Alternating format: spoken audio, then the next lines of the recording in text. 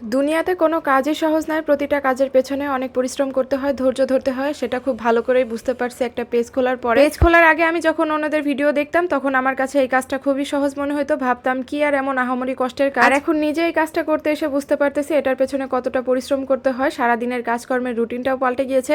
সময়ের কাজ সময়ে করতে হয়, না হলে একটু এলোমেলো হয়ে যায়। সো হ্যালো এভরিওয়ান, আসসালামু আলাইকুম। সবাই কেমন আছেন?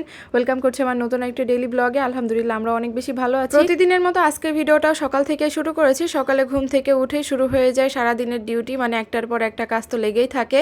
আর সিরিয়াল বাই সিরিয়াল কাজ না করলে কাজটাও এলোমেলো হয়ে যায়। সকালে ঘুম থেকে উঠে যে কাজটা আগে করতে হয়, বিছানাটা গুছিয়ে রাখতে হয়।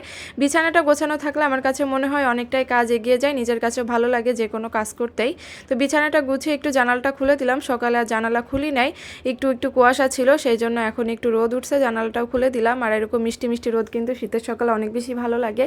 এখন এই তো সকালে নাস্তা করে, যেদিন সকালে পরোটা আর ডাল দিয়ে নাস্তা করি সেদিন আর আমার মেয়ের জন্য আলাদা কোনো নাস্তা বানাইতে হয় না, কারণ ও এটা অনেক বেশি পছন্দ করে।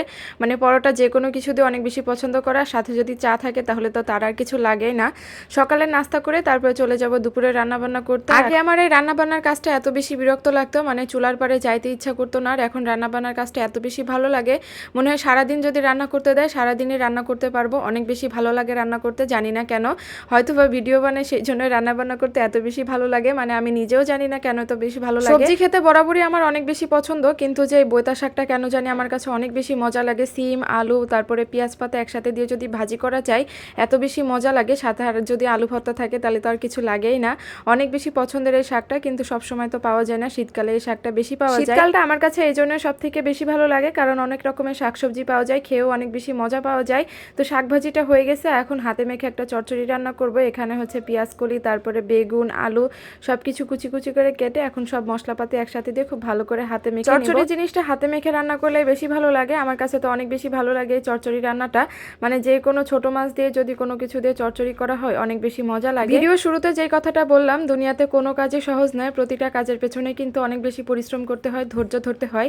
আর সেটা কিন্তু এই ফেসবুক পেজটা খোলার পরে বুঝতে পারছি। যখন আমার একটা পেজ ছিল না, মানে আমি অন্যদের ভিডিও দেখতাম, তখন না এই কাজটা আমার কাছে অনেক বেশি সহজ মনে হতো। মানে আমি শুধু ভাবতাম যে হয়তো ভিডিও করা এডিট করা এগুলো করে মানে ফেসবুকে দিয়ে দিলেই হয়ে যায়, আর কোনো কাজ করতে হয় না। কিন্তু এখন বুঝতে পারছি আমার ধারণাটা একদমই ভুল ছিল। একটা পেজের পেছনে অনেক পরিশ্রম করতে হয়, অনেকটা ধৈর্য ধরতে হয়। পেজ খোলার পর থেকে আমার সারা দিনের কাজের রুটিনটাও পাল্টে গিয়েছে। সময় মতো কাজ করতে হয়, একদম ঘড়ি ধরে ঘুম থেকে উঠি আর সময় মতো কাজগুলো করে নিই, কারণ পেজে অনেকটা সময় দিতে হয়। সময় মতো যদি কাজ না করা হয় তাহলে পেজের একদম অবস্থা খারাপ হয়ে যায়।